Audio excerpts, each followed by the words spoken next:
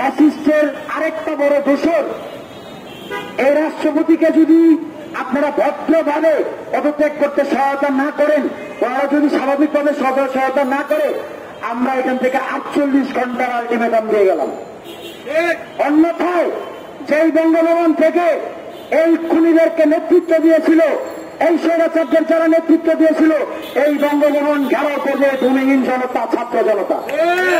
আগামী 48 ঘন্টার ভিতরে যদি পদত্যাগ না করেন, পদত্যাগ করলেই হবে না, আপনাকে সেনা হেফাজতে থাকতে হবে।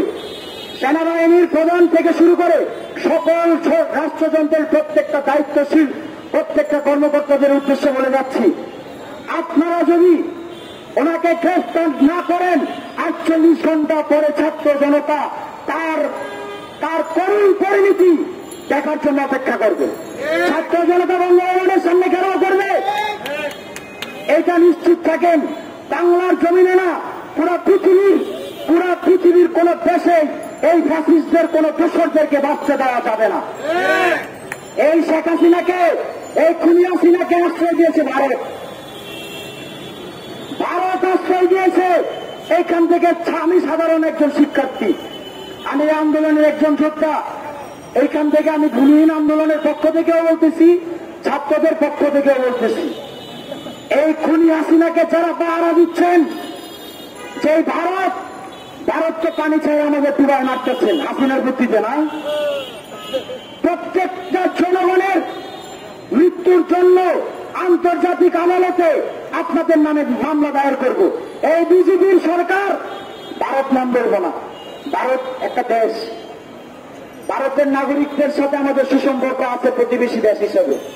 কিন্তু এই বিজেপির এজেন্ট কসাই মোদি থেকে শুরু করে এই বিজেপির প্রত্যেকটা এজেন্টরাই আওয়ামী লীগ ছিল, হচ্ছে বিজেপির একটা শাখা দল। এই ফ্যাসিস্টের শাখা দল ছিল আওয়ামী লীগ।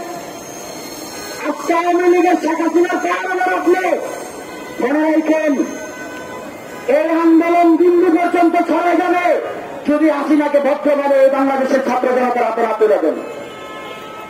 আমরা অতি সত্বর এই ব্যাপারে কর্মসূচি ঘোষণা করব।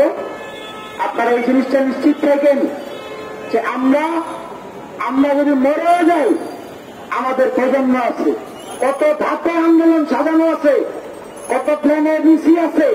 আপনাদের খাতা নাই, আপনাদের এজেন্সিও নাই, আমাদের আপনারা শুধু বলে রাখি এই আন্দোলন কোন পর্যন্ত যাবে। আপনারা যদি এই হাসিনারে যদি এখনো কেউ প্রশ্রয় দেন, আপনারা এই হাসিনার দেশরদেরকে যদি কেউ প্রশ্রয় দেন, প্রশ্রয় দাতাদেরকেও সর্বোচ্চ শাস্তি নিশ্চিত করবেন। ধন্যবাদ।